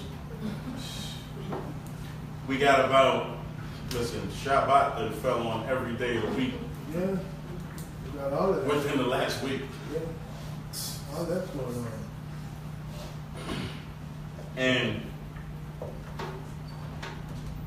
we got a crazy, what my man said, orange-faced president. We got a crazy orange-faced president looking to kill us. And we fighting amongst each other. Come on. Thus saith thy brother Yisrael, thou knowest all the travail that hath befallen us. 15. How our fathers went down into Egypt, and we dwelt in Egypt a long time. And the Egyptians dealt ill with us and our fathers.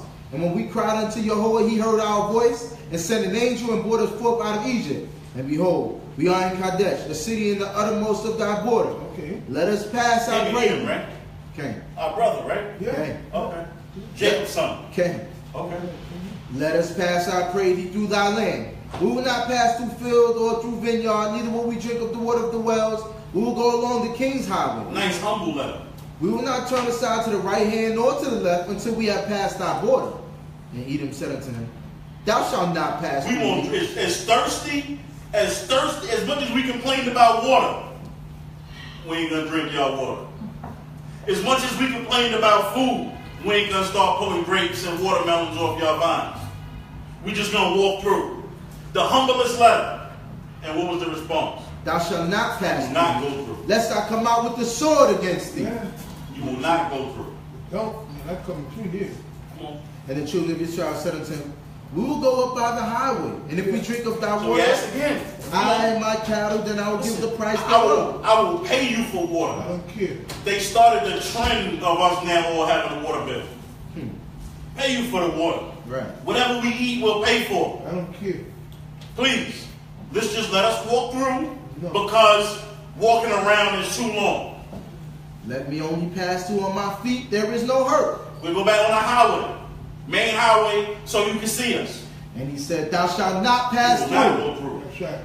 And Edom came out against him with much people. Yeah. And I'm going to show you that you ain't going to go through. With a strong hand. Thus Edom refused to give Israel passage through his border, wherefore Israel turned away from him. Better. We so tough. Why we ain't go? No, why we ain't go take their stuff? We know you don't. Why we ain't go take their stuff? No. As tough as we want to be. We know you don't. We tough with us. We tough with nobody else. Come on. And they journeyed from Kadesh, and the children of Israel, even the whole congregation, came unto Mount Hor. And Yahweh spoke unto Moshe and Aharon in Mount Hor by the border of the land of Edom, saying, Aharon shall be gathered unto his people, but he shall not enter into the land which I have given unto the children of Israel, because ye rebelled against my word at the waters of Meribah. Take Aharon and Eleazar his son, and bring them up unto Mount Hor, and strip Aharon of his garments, and put them upon Eleazar his son. And Aharon shall be gathered unto his people, and shall die there. So, this, and I believe it's talked about in Deuteronomy, this happened in the 5th month. Aharon passed in the 5th month. Come on. And Moshe did as Yahweh commanded, and they went up into Mount Hor in the sight of all the congregation. And Moshe stripped Aharon of his garments and put them upon Eleazar his son. And Aharon died there in the top of the mountain. And Moshe and Eleazar came down from the mountain. And when all the congregation saw that Aharon was dead, they wept for Aharon 30 days, even all the house of Israel. For what? Crazy. For what? We be wild. Hated him. We be wild. But so what happened was this. So the Most High spoke to Moshe. Yeah. So now what the people saw, because now the cloud is stopped. Yeah. And you see Aharon, Moshe, Aharon, and Eleazar go up to the mountain. You see Moshe and Eleazar come down, and Eleazar got Aharon clothes on. Something wrong.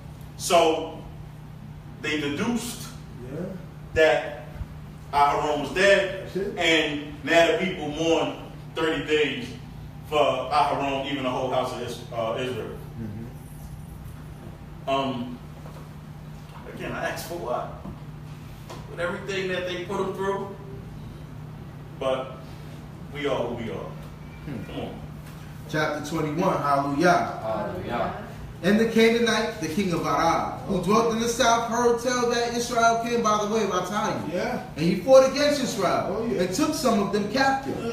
Israel bowed the vow unto Yahweh and said, If thou wilt indeed deliver this people into my hand, then I will utterly destroy their city. This is what happened when you start walking through. So now, everybody heard what was happening. Because you got to recognize, there's no way that you're going to leave, that 24,000 people are going to die. Yes. And that's 24,000 bodies that pretty much got left in the wilderness. Yeah. One way or the other. Yeah. You got 14,000 people that died in this place. Exactly. And that's 14,000 people, 14,000 bodies. So everybody recognized what was happening. Yeah. Listen, from science says that the naked eye can see a single flare of light, a single flame of light 10 miles away.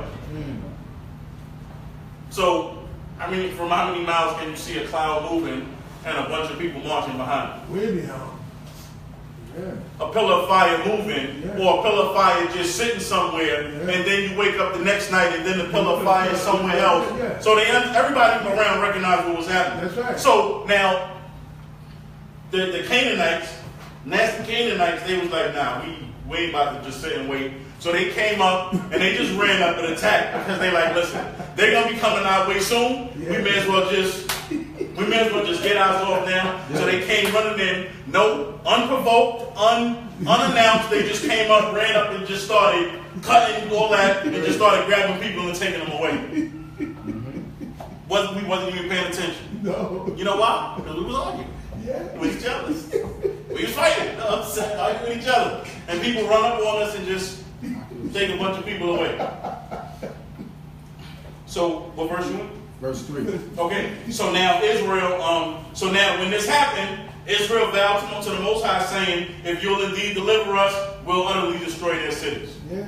Come on. And Jehovah hearkened to the voice of Israel, and delivered up the Canaanites, and utterly destroyed them in their cities. And the name of that place was called CHOKMAH. And they journeyed from Mount Hor by the way to the Red Sea, to compass the land of Edom. Hold on, wait. So Didn't we start out at the Red Sea? Yes. Yeah. 40 years later, we back at the Red Sea. Yeah. What's going on? You don't think people was like, nah, hold on. This look familiar. No, I'm saying, like, yo, hold on. But you know when they came by the Red Sea, it was like, nah, somebody put it around. You know what I'm saying? I recognize this. Yeah, you know what I'm saying? Exactly. Nah. And everybody was frustrated. Everybody was aggravated. Everybody was upset.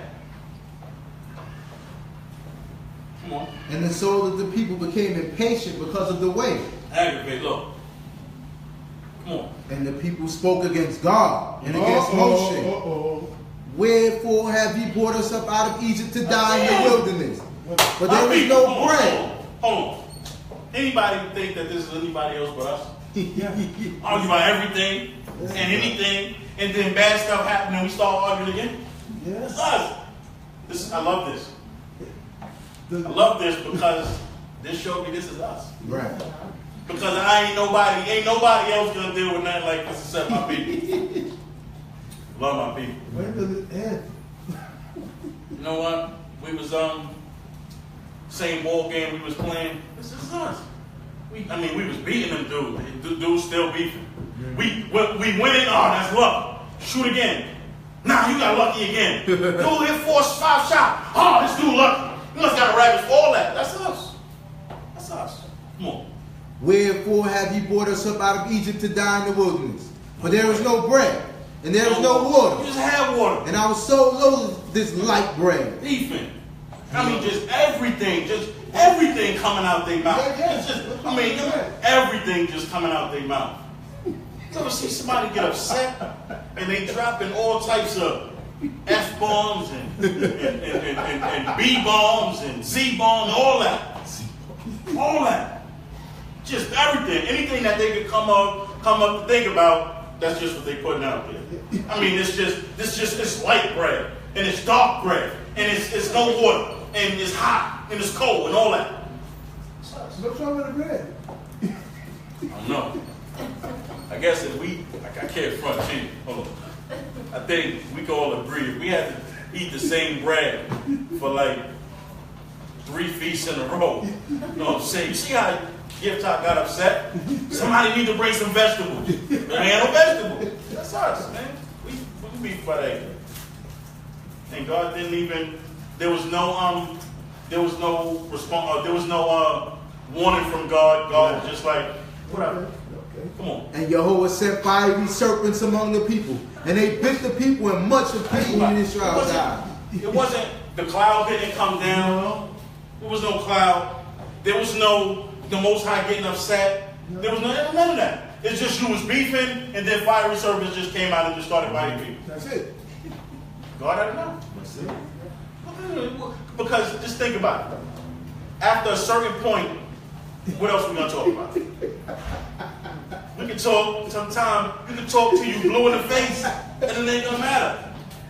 Yeah. Because when you see people are hell-bent on not changing. That's the word. Hell-bent. That's it. That's the right word. What else you going to say? You ever talk to somebody, and you talking to them, and they just looking at you like, and they don't got to say a word, but you can tell in their face that they ain't listening to nothing you say. Not a word. Right. Not a word. You know, nothing you blow. Yeah, not a word. You understand what I'm saying? Yeah. You understand? If you get that, you hear me? Right. You know the feeling. Why we think God feeling different? Why we think God don't recognize no different? You know, they was beefing, complaining, all that. They said they spoke against God. Yeah. They didn't, nobody said God this or God that. They just talked about no bread, no water, and this bread. Yeah. How was that speaking against God? Yeah, light bread. Because God gave them that. That's right. That's how he's speaking against That's God. right. Come on. And the people came to Moshe and said, we have sinned because we have spoken against Jehovah and against thee. Pray unto Jehovah that he take away the serpents from us. And Moshe prayed. Now we got some type of forgiveness. Now the people are like, okay, we sinned. Come on.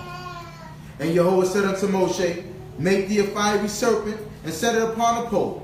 And it shall come to pass that everyone that is bitten, when he seeth it, shall live. If you notice, while Moses is going to give these directions, and while Moses is going to do all that, the fiery serpents are still They're there. still biting. Yeah. And the fiery serpents are still biting. They're still biting. Forget about that. They're still biting. Yeah. And Moshe made a serpent of brass, and set it upon a pole. Yeah. And it came to pass that if a serpent has bitten any man, when he looked unto the serpent of brass, he lived. And the children of Israel journeyed and pitched in Obo. And they journeyed. Just that serpent of brass, that the people looked upon it, and they were healed from the biting. That didn't stop them from getting bit. No. That just stopped them from. That just allowed them to be healed when he looked upon it. There you go. The fiery serpents were still biting. Still around it, yeah. Israel took this same fiery serpent, this same brass serpent that Moses made years later, and made a god. Start bowing down to it. Yeah, man, Mushkan.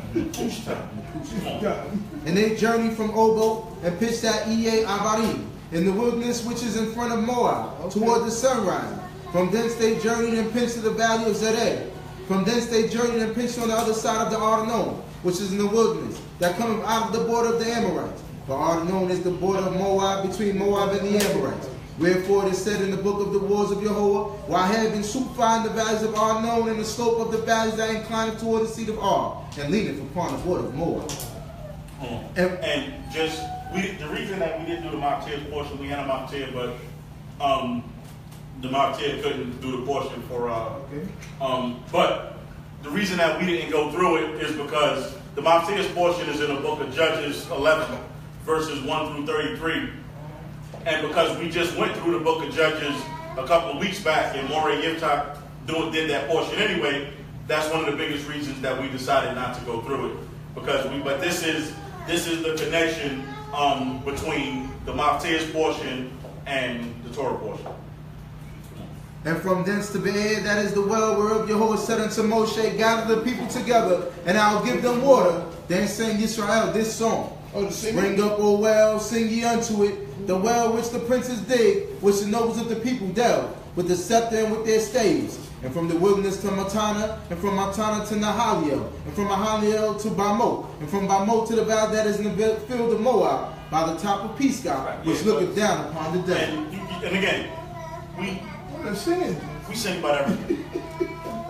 Sing about everything. We make a song about everything. That's a fact. We make a song about being happy. Yeah. We make songs about being sad. Yeah. What we call it, Chief? We call it the blues, right? The blues. Since my baby left me. Yes. Been doing not doing so well on my own. Yeah. Something like that. We got the blues. Yeah. We make songs. Listen, we make songs about adultery. Yeah. Me and Mrs. Jones. Yeah. Make songs about anything. We sing about anything. That's us. Yeah. We made songs about being in slavery. Oh yeah. You know, we made songs about everything. That's us. That's what we do.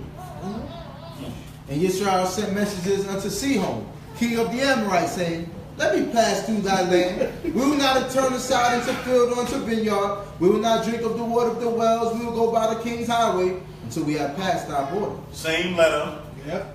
Same result. And Sihon would not suffer Yisrael to pass through his border. But Sihon gathered all his people together and went out against Yisrael into the wilderness and came to Yahaz. And he fought against Israel. Okay. See, the difference is, here, when it was Edom, Edom was just like, no. Yeah. And Edom brought their troops out, Yeah. and they was just like, just keep it moving. Yeah. Sihon came with his kings, with his troops, and he started fighting. There you go. So now Israel had to fight back, and this is how we end up taking the land, Yeah. and There you go. we ended up getting extra land for Reuben and Gad, half the tribe of Manasseh. That's right. And Yisrael smote him with the edge of the sword, and good. possessed his land from the Arnon unto the Yabok, even unto the children of Ammon. We For the got Lord- to take frustration out. Yeah. We were so frustrated and angry and pent up. So when these guys came, man, listen, they just went at it. Yeah. For the border of the children of Ammon was strong. And Yisrael took all these cities. Everything. And Yisrael dwelt in all the cities of the Amorites and Heshbon, Yeah. and in all the towns thereof. For Heshbon was the city of Sihon, the king of the Amorites, who had fought against the former king of Moab, and taken all his land out of his hand, even unto the Arnon. Wherefore they that speak in parables say, Come ye to Heshbon, let the city of Sihon be built and established. For a fire is going out of Heshbon, a flame from the city of Sihon. It hath devoured all of Moab, the lords of the high places of Arnon. Woe to thee, Moab, thou art undone, O people of Tamush. He hath given his sons as fugitives, and his daughters into captivity. Unto Sihon, king of the Amorites, we have shot at them. Heshbon is perished, even unto Dibon, and we have laid waste even unto Nophah, which reacheth unto Medeba. Thus Yisrael dwelt in the land of the Amorites. There you go. And Moshe sent to spy out Yazir. And they took the towns thereof and drove out the Amorites that were there. And they turned and went up by the way of Bashan. And Og, the king of Bashan, went out against them, he and all his people, to battle at Edrei. And Yahweh said unto Moshe, Fear him not, for I have delivered him into thy hand, and all his people, and his land. And thou shalt do to him as thou didst unto Sihon, king of the Amorites, who dwelt at Heshbon. So they smote him and his sons and all his people, until there was none left remaining, and they possessed his land. And the children of Israel journeyed and pitched in the plains of Moab, beyond the Jordan at Jericho. Hallelujah. Hallelujah. All honors, praises, respect, acknowledgement, and thanks are offered unto the great King of the universe, to the God of our fathers, to the God of Abraham, the God of Yitzchak, and the God of Yaakov, thanking him for all things and everything. Shabbat Shalom. Shabbat Shalom.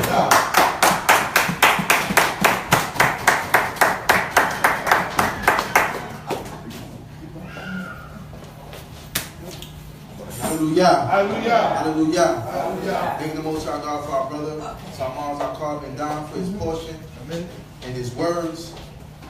And it just shows you that our people, we the same people, brothers and sisters. We haven't changed. And so, like I said earlier, it's going to be hard for people to try and take our coat and try to disguise themselves as us. Because this history speaks for itself. Amen. And only one people can come out of this history.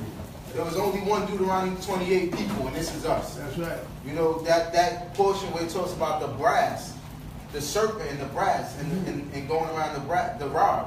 You know that's what medical people That's use right. as their symbol of healing. Yeah, that's what they use. That's So right. that same healing symbol was the same symbol that they use today to say that it's a healing. Most doctors use it, most hospitals use That's that right. symbol. That's That brass with the serpent around it. That's right. So you know that they believe what we read it too. They just might not agree to it. Thank you, Most High God, once again for our lives. Good to see my brother Keelon in the house. Good to see you, brother. Well, you ain't starving, I'll tell you that. So that, yeah. Most High God is good to us, brothers and sisters. You want to sing a song before we end out? All right, let's sing a song. Call up my brother, Mishade Edayam Ben Komalemi, to sing a song, and then we're going to break for lunch.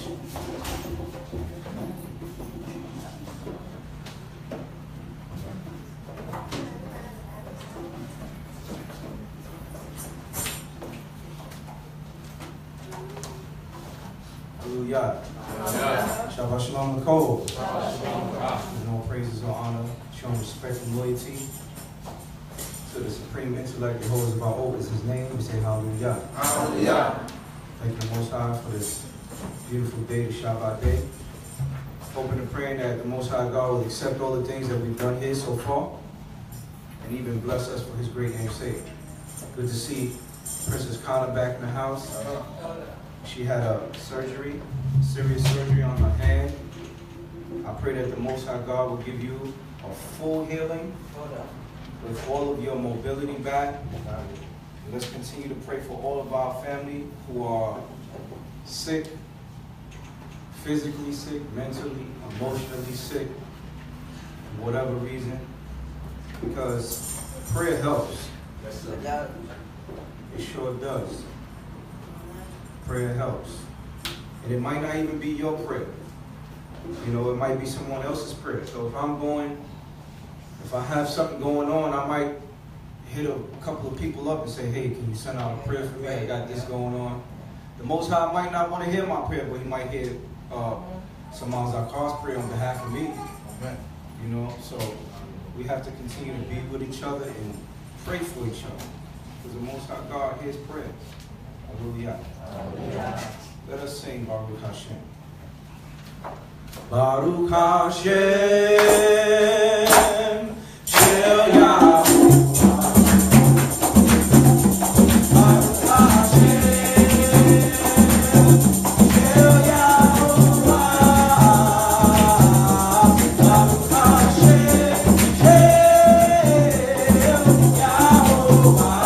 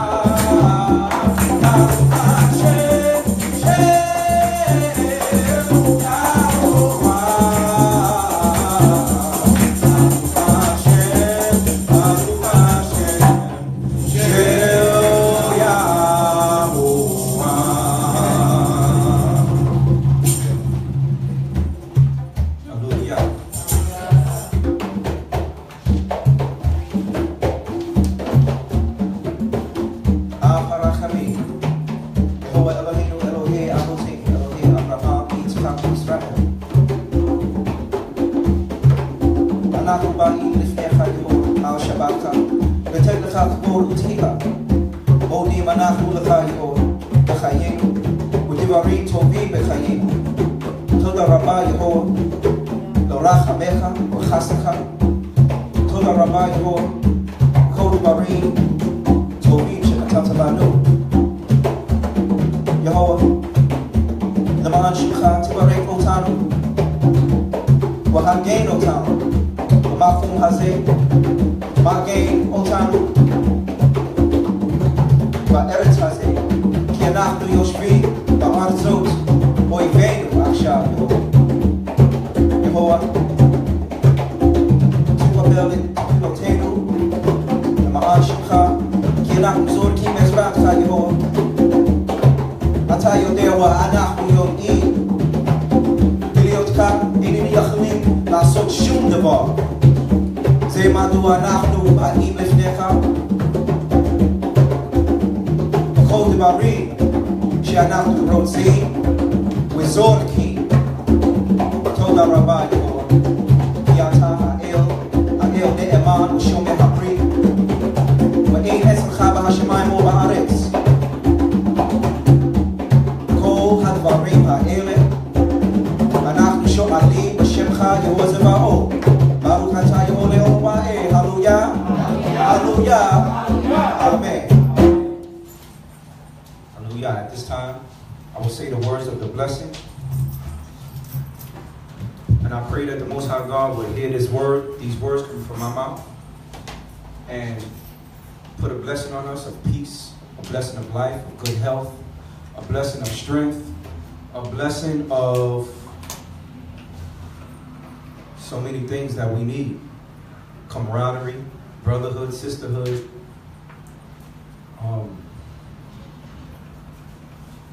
a blessing of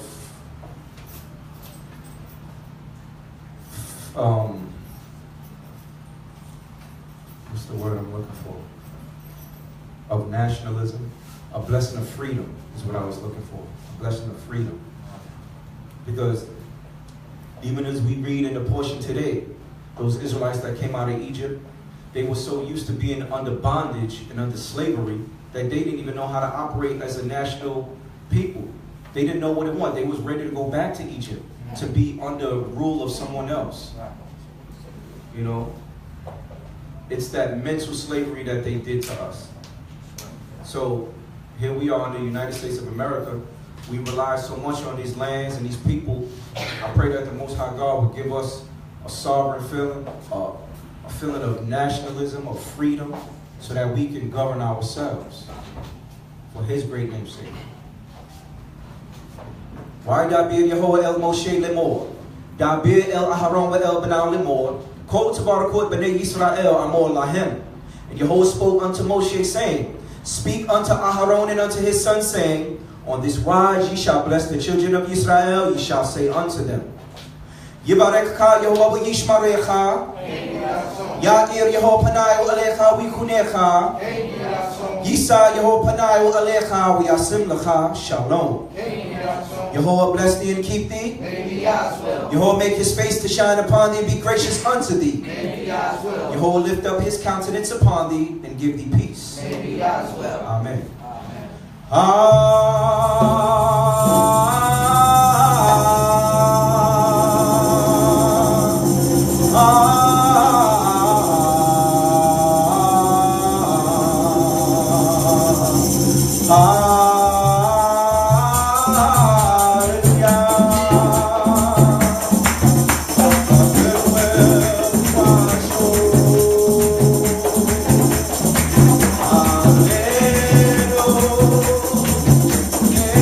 Yeah.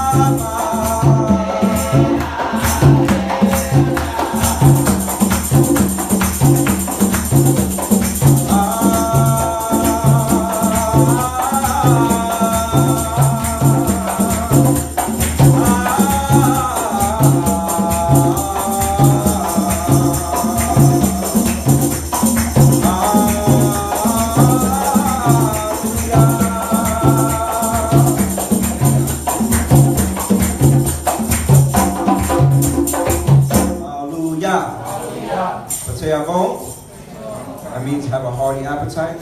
We will resume at 6:45 this evening. Hallelujah.